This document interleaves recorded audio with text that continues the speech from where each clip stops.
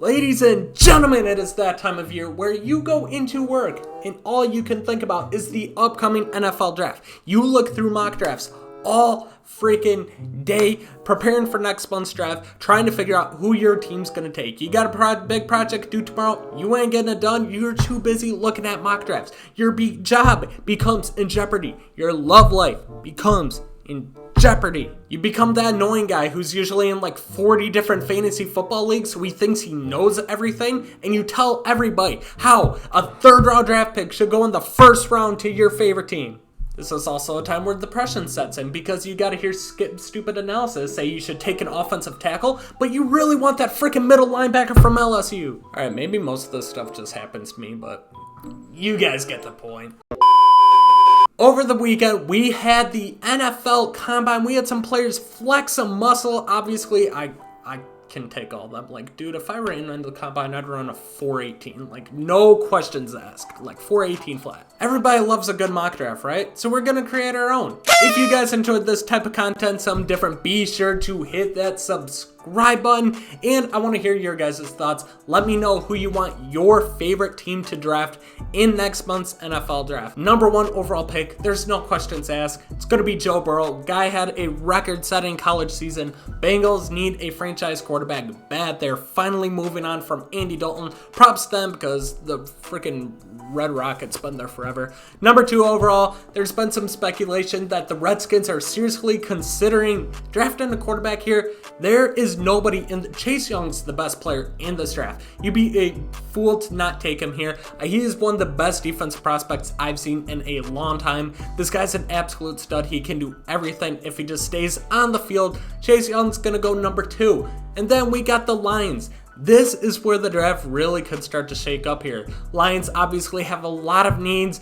Stafford's doesn't really want to be there anymore. They could go quarterback, but they desperately need cornerback help. It depends, especially if Darius Slay ends up leaving and they don't sign him. Jeffrey Okudah is going to go number 3. I just don't see any way they go anyone else.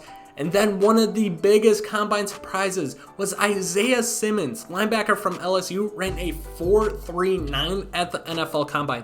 That's freaking running back speed at middle linebacker. Plus, he plays all over the place. I believe he lined up at slot corner, edge, middle linebacker, safety, and as you can see here, that's a lot of the Giants' needs right there. This guy is very versatile. He can do everything. I believe Giants would get a steal with him because this guy is a stud. And now, the Dolphins have 3 picks in this draft, and I kind of want to get some weapons. They're not going to, I don't want to see him go offensive tackle. I don't want to, like, you'll see.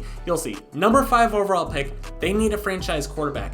They did not give Josh Rosen any time to develop last year. I don't know why they didn't play him, or they started going with Ryan Fitzpatrick, and it just didn't make sense to me, because if they kept going with Rosen, just kept tanking, they could have had number 1 overall pick and got Burrow. Instead, they started string some wins together. Now they're sitting at 5, but Tua in this scenario is still available, but I believe some team is going to make a trade with the Lions to move up to number 3 to get Tua. But I have him going to the Dolphins here. The Dolphins need to find a way to take this guy, even if it means trading up to number 3. But I have him going 5 here. And then number 6, I got a little bit, I don't know how surprising it is, but I'm going Justin Herbert here. Justin Herbert has had some helium around him for the longest time, but the guy's still a very good quarterback. He has all the intangibles that you want in a quarterback. And with them moving on for Phillip Rivers, there's obviously a need there. It seems like they're going in a little bit of a rebuild, and I believe Justin Herbert would be the perfect option to kind of get that thing on fast pace. So, number 7, we got the Panthers. This is a hard one. I think they'll go best player available, which in this scenario is going to be Derrick Brown, kind of shore up that defensive line. And then Cardinals. I've seen a lot of people think offensive line with this pick, but I think you can get a good offensive lineman like 2nd, 3rd round. I want them to go top-notch wide receiver here. And in this, CeeDee Lamb's ranked the number 1 receiver on this, but I think Jerry Jeudy is the best receiver in this class. He's fast, he's got good route running, good hands, and guys, speed, it's good in the NFL, but it doesn't translate to success all the time. You got Tyreek Hill, but other than that, it's like name a burner that is a stud wide receiver. You need guys that can get open and create separation off the line. And that is exactly what Jared Jeudy does. He's a very good route runner. He's got good speed, good hands. He's going to be able to create that separation. I think he's the best wide receiver in this class, but this is a stacked wide receiver class. Next up, we got the Jaguars here, and I have them going with an offensive tackle. You're going to see a lot of offensive tackles go early in this. I'm going Bkindel. He has the potential to be a freaking stud of a tackle. He performed very well at the combine, and that's going to give him some helium. The Browns need a ton of help on that offensive line. They need to tackle more than anyone, so I'm going Jedrick Willis with this one. And you're going to see right here, just going to keep going with the offensive lineman. Number 11, Tristan Wirfs. I think they're going to help shore up the offensive line. Give Sam Darnold some protection at the quarterback position so he doesn't take so many sacks. Next up at number 12, I believe this is where CeeDee Lamb's going to go. They could maybe make a move for a quarterback here, but the top 3 quarterbacks are gone. You're going to be reaching a little bit here, but we're going to do that anyways. But CeeDee Lamb, I believe at number 12 makes a lot of sense. So this is the first really big reach we have at number 13, but I believe this guy fits perfectly, and you've probably seen him a lot. I'm going Jordan Love here. I believe he's going to go to the Colts. He's been tied to the Colts for a long time now. He reminds a lot of people, a lot of Patrick Mahomes when he was coming out of the draft. Not saying he'll have the same success, but he's got the big arm. He's very, very raw, has a ton of things that needs to work out. 2 years ago, great season. Last year, wasn't a good season. He's got a lot of things to work out, but they still have their quarterback there for another year where he can sit behind, kind of learn the game, learn the offense, and take their time with it. Colts are a very good team with a ton of cap space, so they don't necessarily need to have Jordan Love come in and contribute this year, and they could still be just fine.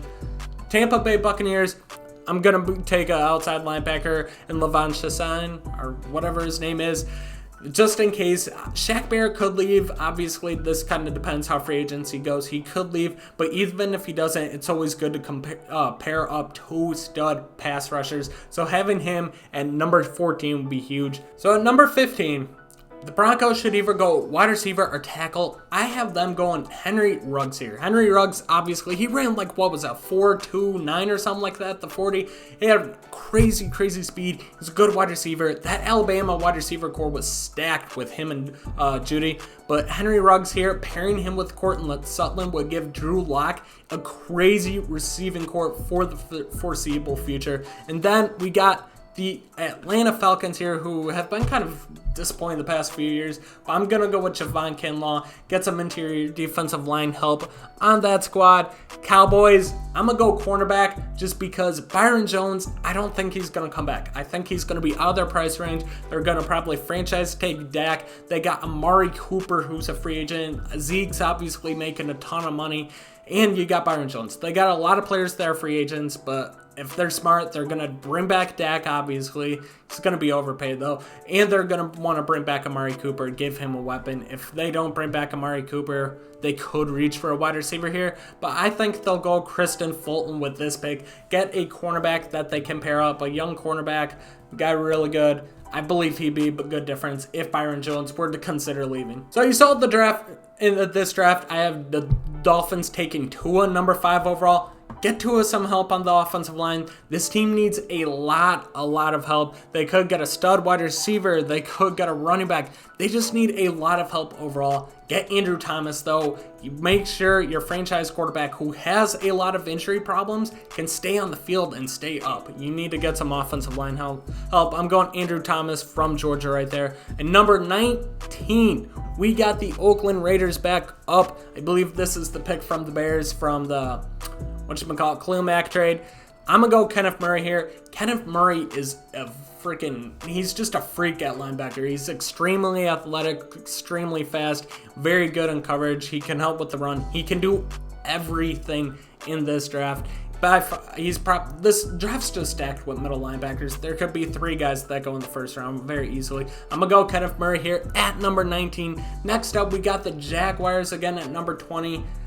They've lost a lot of corners. AJ Bouye just got traded yesterday. They lost Jalen Ramsey over the year. They need to restock that cornerback and restock that secondary badly. Let's go best cornerback available. Give him CJ Henderson from Florida. He'll be a fan favorite there. People like him because, I mean, he went to freaking Florida. People know who he is. This be a good pick. Help their secondary out. Next up, we got the Eagles, who, bro, they just need some wide receivers bad. They have no one that can make a play for him last year, and that's really what basically set them apart from the Cowboys and themselves, honestly. Even though they won the division, I'm pretty sure. Yeah, they won the division, but it wasn't by much, and they were still bad. They couldn't catch a break offensively.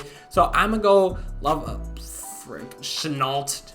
We're just going to call him Chenault from Colorado. He's extremely good in space. You can pair him up outside, pair him up in the slot. Basically, just get this guy the ball. He will make people miss with his speed and his elusiveness. So we're going to have him going to the Eagles here. I believe that'd be a good pick. Buffalo Bills, why not give Josh Allen a freaking wide receiver? Justin Jefferson, I believe his stock is going to rise. I would not be surprised if he goes like top 20 easily. He impressed people with his speed at the combine. He's obviously a great route runner. Had 1,500 yards and like 18 touchdowns at LSU with Joe Burrow last year. He's going to be an absolute stud. I believe his stock's going to flat. I believe he's very underrated. Pair him up with Josh Allen. Get him another gunslinger to basically run routes with. Next up, Patriots. Nobody knows what the Patriots are going to do. Dude, I don't even think the freaking Patriots have an idea what they're going to do. They'll just kind of win it. So we're going to kind of win it too and say AJ Epinesa. We're going to go with him because I don't know what they're going to do. I don't really know. I don't know. We're just going to go with him.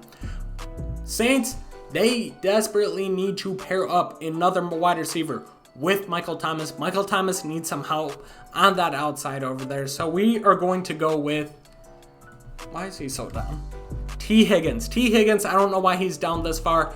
I don't even know if he will be around when this pick happens. But T. Higgins is a very good wide receiver from Clemson. And I just think him, Drew Brees, and Michael Thomas would be a very dynamic offense once again next year. So with the Vikings, you got Anthony Harris, who is a free agent this year. They need to find a way to replace him. Otherwise, their secondary is just not going to be as good. He was a stud last year. Who knows? They might burn it back. But obviously, after the year he had, he's going to want a lot of money. So if they don't re-sign him, they're obviously going to have to make him up. I'm going to go with Grant Delpit here. Be able to get some speed and a solid player back in that secondary. A player who has good ball instincts and a player who can make play. Next up, we got the Dolphins. And once again, we are going offense. Fun fact. Dolphins' leading rusher last year was freaking Ryan Tannehill. Like, what the hell? How was your quarterback, especially not Ryan Tannehill, Ryan Fitzpatrick? How is Fitzmagic your leading rusher? We're going to go running back here. DeAndre Swift. I mean, DeAndre Swift's going to be good, dude. This running back class is very stacked. Could go anyone between him, Dobbins, and Jonathan Taylor. All three could possibly go in the first round. Who knows if they will. And then Seattle, this is another very, very hard one to pick, in my opinion. Seattle, they don't have a lot of needs, but they definitely could use some help on that offensive line. So in this draft, we're going to go Cesar Ruiz, get him another offensive lineman, try to protect Russell Wilson so he doesn't have to scramble for his life all the time. Ravens desperately need to get some more edge there, especially with Matthew Judon. I'm pretty sure he's a free agent here. So Zach Bond makes a perfect pick. Repping my Badgers, baby. Love to see him go in the first round. But with Zach Bond, you can put him on the edge, can put him on the line, or you can put him on middle linebacker. I believe he'll have oh my God.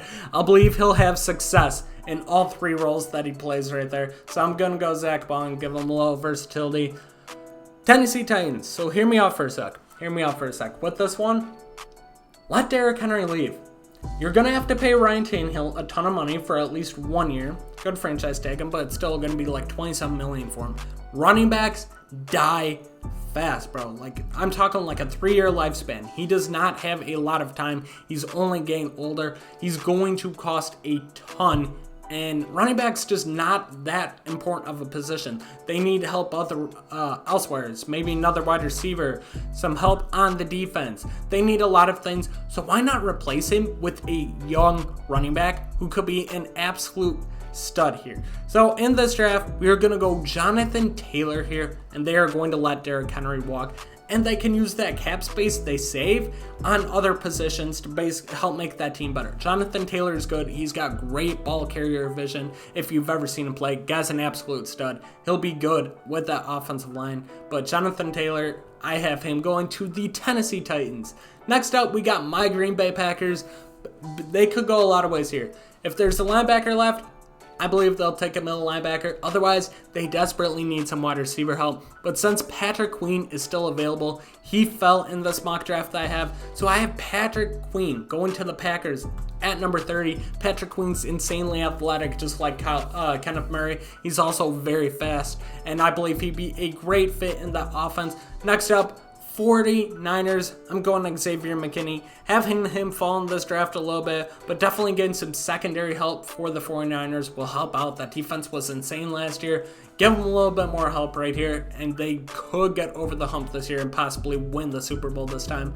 Next up, you got the defending Super Bowl champs, baby. They don't need a lot. They just won the freaking Super Bowl. Like, they don't need a lot. So I'm going to go with some cornerback help. We're going to go with Jeff Gladney right here. Got some cornerback help, and yeah, that's all I got, guys. There you guys have it. We went through this mock draft really quick, but we got to go through all these picks, 32 picks in just a very short period of time. So hopefully you liked this video. If you did, make sure you hit that like button, subscribe to the channel if you're new, and let me know in the comment section who you want your team to draft in this upcoming draft. Anyways, guys, I will catch you guys next time. Peace.